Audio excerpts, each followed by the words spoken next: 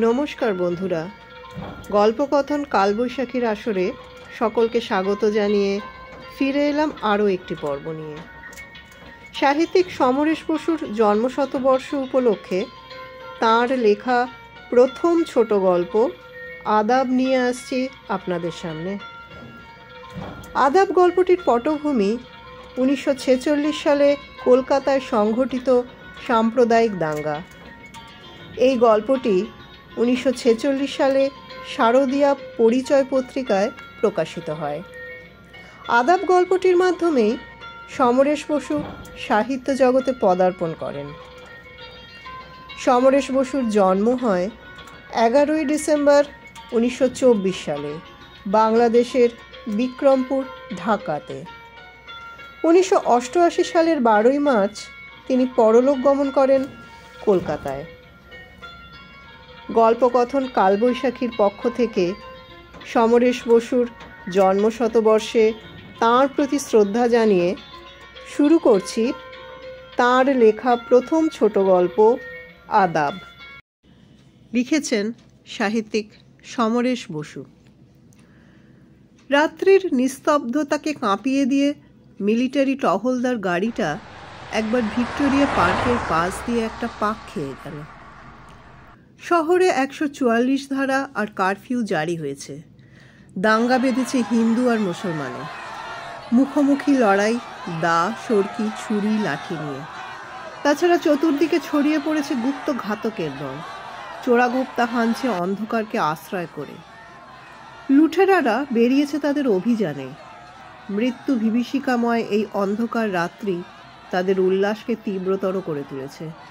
বস্তিতে বস্তিতে জ্বলছে আগুন। মৃত্যুকাতর নারী শিশুর চিৎকার স্থানে স্থানে আবহাওয়াকে বিভৎস করে তুলছে। তার উপর এসে ঝাঁপিয়ে পড়ছে সৈন্যবাহী গাড়ি। তারা গুলি ছুটছে দিক বিদিক জ্ঞান শূন্য হয়ে আইন ও শৃঙ্খলা বজায় রাখতে। দুদিক থেকে দুটো গলি এসে মিশেছে এক জায়গায়। ডাস্টবিনটা উল্টে এসে পড়েছে গলি দুটোর মাঝখানে খানিকটা ভাঙাচোরা অবস্থায়। সেটাকে আড়াল করে গলির ভিতর থেকে হামাগুড়ি দিয়ে বেরিয়ে এলো একটি লোক। মাথা তুলতে সাহস হলো না। নির্জীবের মতো পড়ে রইল খানিকক্ষণ। কান পেতে রইল দূরের অপরিস্ফুট কলরবের দিকে।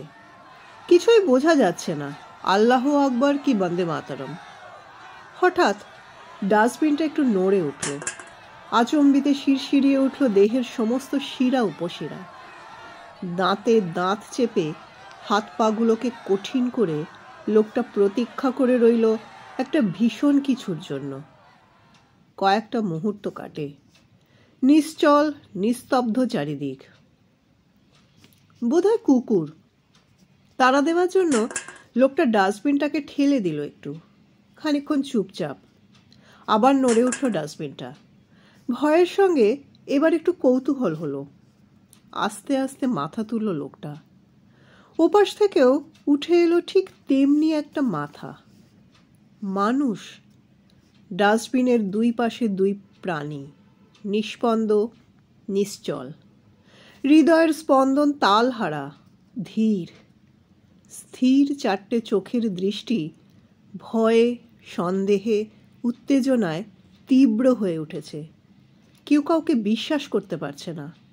উভয়ে উভয়কে ভাবছে খুনি। চোখে চোখ রেখে উভয়ই একটা আক্রমণের জন্য প্রতীক্ষা করতে থাকে। কিন্তু খানিকক্ষণ অপেক্ষা করেও কোনো পক্ষ থেকেই আক্রমণ এলো না। এবার দুজনের মনেই একটা প্রশ্ন জাগলো, হিন্দু না মুসলমান? এ প্রশ্নের উত্তর পেলেই হয়তো মারাত্মক পরিণতিটা দেখা দেবে। তাই সাহস করছে না কেউ কাউকে সে কথা জিজ্ঞেস করতে। প্রাণভীত দুটি প্রাণী পালাতেও পারছে না, ছুরি হাতে আততায়ীর ঝাঁপিয়ে পড়ার ভয়। অনেকক্ষণ এই সন্দিহান ও অস্বস্তিকর অবস্থায় দুজনেই অধৈর্য হয়ে পড়ে। একজন শেষ অবধি প্রশ্ন করে ফেলে, হিন্দু না মুসলমান? আগে তুমি কও। অপর লোকটি জবাব দেয়। পরিচয়কে স্বীকার করতে উভয়ই নারাজ। সন্দেহের দোলায় তাদের মন দুলছে। প্রথম প্রশ্নটা চাপা পড়ে, অন্য কথা আসে। একজন জিজ্ঞেস করে, বাড়ি কোনখানে? বুড়িগঙ্গার হেই পারে, সুবিডায়। তোমার? চাষাড়া, নারায়ণগঞ্জের কাছে। কি কাম করো? নাও আছে আমার, নায়ের মাঝি। তুমি? নারায়ণগঞ্জের সুতাকলে কাম করি। আবার চুপচাপ। অলক্ষ্যে অন্ধকারের মধ্যে দুজনের চেহারাটা দেখবার চেষ্টা করে উভয়ের পোশাক পরিচ্ছদটা খুঁটিয়ে দেখতে। অন্ধকার আর ডাস্টবিনটার আড়াল সেদিক থেকে অসুবিধা ঘটিয়েছে। হঠাৎ কাছাকাছি কোথাও একটা শোরগোল ওঠে। শোনা যায় দুপক্ষেরই উন্মত্ত কণ্ঠের ধ্বনি। সুতাকলের মজুর আর নাওয়ের মাঝি দুজনেই সন্ত্রস্ত হয়ে একটু নড়ে চড়ে বসে। ধারে কাছেই যেন লাগছে। সুতা মজুরের কণ্ঠে আতঙ্ক ফুটে উঠল। চলো এখান থেকে উঠা যাই। মাঝিও বলে উঠল অনুরূপ কণ্ঠে। সুতা মজুর বাধা দিল। আরে না উঠো না, জানটারে দিবে নাকি? মাঝির মন আবার সন্দেহে দুলে উঠল। লোকটার কোনো বদ অভিপ্রায় নেই তো? সুতা মজুরের চোখের দিকে তাকালো সে। সুতা মজুরও তাকিয়েছিল। চোখে চোখ পড়তেই বলল, বইও, যেমন বইয়া রয়েছ সেই রকমই থাকো। মাঝির মনটা ছ্যাঁত করে উঠল সুতা মজুরের কথায়। লোকটা কি তাহলে তাকে যেতে দেবে না? তার সারা চোখে সন্দেহ আবার ঘনিয়ে এলো। জিজ্ঞেস করল, কেন? সুতা মজুরের চাপা গলায় বেজে উঠল, কেন কি মরতে যাইবা নাকি তুমি? কথা বলার ভঙ্গিটা মাঝির ভালো ঠেকল না। সম্ভব অসম্ভব নানা রকম ভেবে সে মনে মনে দৃঢ় হয়ে উঠল। জামু নাকি এই আন্দাইরা গলির ভিতর পইরা থাকুম নাকি? লোকটার জেদ দেখে সুতা মজুরের গলায়ও ফুটে উঠল সন্দেহ। বলল, তোমার মতলবটা তো ভালো মনে হইতেছে না। কোন জাতির লোক তুমি কইলা না? শেষে তোমাগো দলবল যদি ডাইক্কা লইয়া আহো আমারে মারণের লাইগা? এইটা কেমন কথা কাও তুমি? স্থান কাল ভুলে রাগে দুঃখে মাঝি প্রায় চেঁচিয়ে ওঠে। ভালো কথা কইছি ভাই, বইও, মানুষের মন বজো না। সুতা মজুরের গলায় যেন কি ছিল। মাঝি একটু আশ্বস্ত হলো শুনে। তুমি চইলা গেলে আমি একলা থাকুম নাকি? শোরগোলটা মিলিয়ে গেল দূরে। আবার মৃত্যুর মতো নিস্তব্ধ হয়ে আসে সব। মুহূর্তগুলিও যেন কাটে মৃত্যুর প্রতীক্ষার মতো। অন্ধকার গলির মধ্যে ডাস্টবিনের দুই পাশে দুটি প্রাণী ভাবে নিজেদের বিপদের কথা, ঘরের কথা, মা বউ ছেলে মেয়েদের কথা। তাদের কাছে কি আর তারা প্রাণ নিয়ে ফিরে যেতে পারবে, না তারাই থাকবে বেঁচে? কথা নেই বার্তা নেই, হঠাৎ কোত্থেকে বজ্রপাতের মতো নেমে এলো দাঙ্গা। এই হাটে বাজারে দোকানে এত হাসাহাসি, কথা কওয়াকই, আবার মুহূর্ত পরেই মারামারি কাটাকাটি, একেবারে রক্তগঙ্গা বইয়ে দিল সব। এমনভাবে মানুষ নির্মম নিষ্ঠুর হয়ে ওঠে কি করে? কি অভিশপ্ত জাত! সুতা মজুর একটা দীর্ঘ নিঃশ্বাস ফেলে। দেখা দেখি মাঝিরও একটা নিঃশ্বাস পড়ে। বিড়ি খাইবা? সুতা মজুর পকেট থেকে একটি বিড়ি বের করে বাড়িয়ে দিল মাঝির দিকে। মাঝি বিড়িটা নিয়ে অভ্যেস মতো দু একবার টিপে কানের কাছে বার কয়েক ঘুরিয়ে চেপে ধরল ঠোঁটের ফাঁকে। সুতা মজুর তখন দেশলাই জ্বালাবার জন্য চেষ্টা করছে। আগে লক্ষ্য করেনি জামাটা কখন ভিজে গেছে, দেশলাইটাও গেছে সেঁতিয়ে। বার কয়েক খসখস শব্দের মধ্যে শুধু এক আধটা নীলচে ঝিলিক দিয়ে উঠল। বারুদ ঝরা কাঠিটা ফেলে দিল বিরক্ত হয়ে। হালার ম্যাচবাতিও গেছে সেঁতাইয়া। আর একটা কাঠি বের করল সে। মাঝি যেন খানিকটা অসবুর হয়েই উঠে এলো সুতা মজুরের পাশে। আরে জ্বলবো, দেইনি, আমার কাছে দেও। সুতা মজুরের হাত থেকে দেশলাইটা সে প্রায় ছিনিয়েই নিল। দু একবার খসখস করে সত্যি সে জ্বালিয়ে ফেলল একটা কাঠি। সোবহানাল্লাহ, নেও, ধরাও তাড়াতাড়ি। ভূত দেখার মতো চমকে উঠল সুতা মজুর। টেপা ঠোঁটের ফাঁক থেকে পড়ে গেল বিড়িটা। তুমি? একটা হালকা বাতাস এসে যেন ফুঁ দিয়ে নিভিয়ে দিল কাঠিটা। অন্ধকারের মধ্যে দুজোড়া চোখ অবিশ্বাসে, উত্তেজনায় আবার বড় বড় হয়ে উঠল। কয়েকটা নিস্তব্ধ পল কাটে। মাঝি চট করে উঠে দাঁড়ালো, বলল, আমি মুসলমান, কি হয়েছে? সুতা মজুর ভয়ে ভয়ে জবাব দিল, কিছু হয় নাই, কিন্তু... মাঝির বগলের পুঁটুলিটা দেখিয়ে বলল, ওইটার মধ্যে কি আছে? পোলা মাইয়ের লাইগা 2টা জামা আর 1খান শাড়ি। কাইল আমাগো ঈদের পরব, জানো? আর কিছু নাই তো? সুতা মজুরের অবিশ্বাস দূর হতে চায় না। মিথ্যে কথা কইতেছি নাকি? বিশ্বাস না হয় দেখো। পুঁটুলিটা বাড়িয়ে দিল সে সুতা মজুরের দিকে। আরে না না ভাই, দেখুম আর কি। তবে দিনকালটা দেখছো তো? বিশ্বাস করন যায়, তুমিই কও। হেই তো হক কথাই ভাই, তুমি কিছু রাখো টাখো নাই তো? ভগবানের কিরা কইরা কইতে পারি, একটা সুইও নাই। পরানটা লইয়া এখন ঘরের পোলা ফিরা যাইতে পারলে হয়। সুতা মজুর তার জামা কাপড় নেড়ে চেড়ে দেখায়।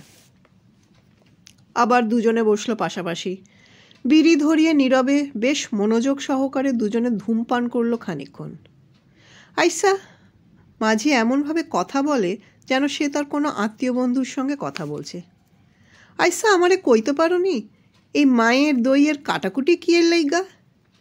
সুতা মজুর খবরের কাগজের সঙ্গে সম্বন্ধ রাখে, খবরাখবর সে জানে কিছু। দোষ তো তোমাগো ওই লিকওয়ালো গই, তারাই তো লাগাইছে হেই কিয়ের সংগ্রামের নাম কইরা। মাঝি একটু কটূক্তি করে উঠল, এইসব আমি কিছু বুঝি না। আমি জিগাই মারামারি কইরা হইব কি? তোমাগো 2 গা লগ মরব, আমাগো 2 গা লগ মরব, তাতে দেশের কি উপকারটা হইব? আরে আমিও তো এই কথাই কই, হইব আর কি, হইব আমার এই কলাটা। হাতের বুড়ো আঙ্গুল দেখায় সে। তুমি মরবা, আমি মরুম, আর আমাগো পোলা মাইয়াগুলো ভিক্ষা কইরা বেড়াইব। এই গেল সনের রায়টে আমার ভগ্নিপতিরে কাইটটা 4 টুকরা কইরা মারল। ফলে বইন হইল বিধবা, আর তার পোলা মাইয়ারা আইয়া পড়ল আমার ঘাড়ের উপর। কই কি আর সাধে? নেতারা এই 7 তলার উপর পায়ের উপর পা দিয়া হুকুম জারি কইরা বইয়া রইল, আর হালায় মরতে মরলাম আমরাই। মানুষ না, আমরা যেন কুত্তার বাচ্চা হইয়া গেছি। নাইলে এমন কামড়া কামড়িটা লাগে কেমবায়? নিষ্ফল ক্রোধে মাঝি 2 হাত দিয়ে হাঁটু দুটোকে জড়িয়ে ধরে। আমাগো কথা ভাবে কেডা? এই যে দাঙ্গা বাঁধলো, এখন দানা জুটাইব কোন সুমন্দি? নাওটারে কি আর ফিরা পামু? বাদামতুলির ঘাটে কোন অতলে ডুবাইয়া দিছে তারে, তার ঠিক কি? জমিদার রূপবাবুর বাড়ির নায়েব মশায় প্রত্যেক মাসে একবার কইরা আমার নায়ে যাইত নৈরার চরে কাছারি করতে। বাবুর হাতে যেন হজরতের হাত। বকশিস দিত 5, নায়েব কেরায়া দিত 5, একুনে 10টা টাকা। তাই আমার মাসের খোরাকি জুটাইত হেই বাবু। আর কি হিন্দু বাবু আইব আমার নায়ে?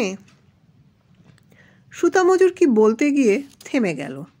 একসঙ্গে অনেকগুলো ভারী বুটের শব্দ শোনা যায়। শব্দটা যেন বড় রাস্তা থেকে গলির অন্দরের দিকেই এগিয়ে আসছে, সে বিষয়ে আর সন্দেহ নেই। শঙ্কিত জিজ্ঞাসা নিয়ে উভয়ে চোখাচোখি করে। কি করব? মাঝি তাড়াতাড়ি পুটুলিটাকে বগল দাবা করে, চলো পালাই। কিন্তু যামু কোন দিকে? শহরের রাস্তাঘাট তো ভালো চিনি না।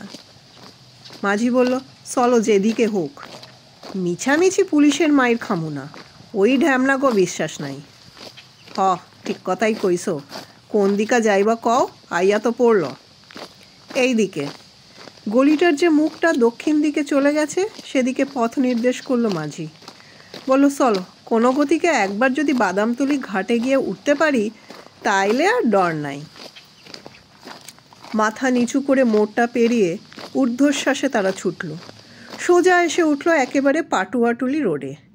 নিস্তব্ধ রাস্তা ইলেকট্রিকের আলোয় ফুটফুট করছে। দুজনেই একেবারে থমকে দাঁড়ালো। ঘাপটি মেরে নেই তো কেউ, কিন্তু দেরি করারও উপায় নেই। রাস্তার এমোড় ওমোড় একবার দেখে নিয়ে ছুটল সোজা পশ্চিম দিকে। খানিকটা এগিয়ে এমন সময় তাদের পিছনে শব্দ উঠল ঘোড়ার খুঁড়ের। তাকিয়ে দেখল অনেকটা দূরে একজন অশ্বারোহী এদিকেই আসছে। ভাববার সময় নাই, বাঁ পাশের ম্যাথর যাতায়াতের সরু গলির মধ্যে আত্মগোপন করলো তারা। একটু পরেই ইংরেজ অশ্বারোহী রিভলভার হাতে তীব্র বেগে বেরিয়ে গেল তাদের বুকের মধ্যে অশ্বক্ষুরধ্বনি তুলে দিয়ে। শব্দ যখন চলে গেল অনেক দূরে, উঁকি ঝুঁকি মারতে মারতে আবার তারা বেরোলো। কিনারে কিনারে চলো, সুতা মজুর বলে। রাস্তার ধার ঘেঁষে সন্ত্রস্ত দ্রুতগতিতে এগিয়ে চলে তারা। খাড়াও, মাঝি চাপা গলায় বলে। সুতা মজুর থমকে দাঁড়ায়। কি হইল? এদিকে আইও। সুতা মজুরের হাত ধরে মাঝি তাকে একটা পান বিড়ির দোকানের আড়ালে নিয়ে গেল। এদিকে দেখো।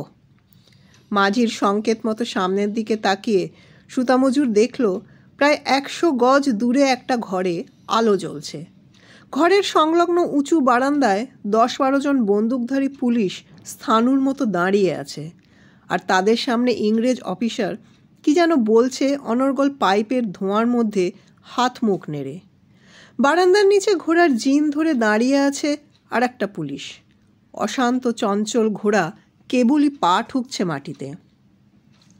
মাঝি বলে, ওইটা ইসলামপুর ফাঁড়ি, আর একটু আগাইয়া গেলে ফাঁড়ির কাছেই বায়ের দিকে যে গলি গেছে, সেই পথে যাইতে হইব আমাগো বাদামতলির ঘাট। সুতা মজুরের সমস্ত মুখ আতঙ্কে ভরে উঠল। তবে? তাই কইতাছি তুমি থাকো, ঘাটে গিয়ে তোমার বিশেষ কাম হইব না। মাঝি বলে, এটা হিন্দু গো আস্তানা আর ইসলামপুর হইল মুসলমান গো। কাইল সকালে উইঠা বাড়িত যাইবাগা। আর তুমি? আমি যাইগা। মাঝির গলা উদ্বেগে আর আশঙ্কায় ভেঙে পড়ে।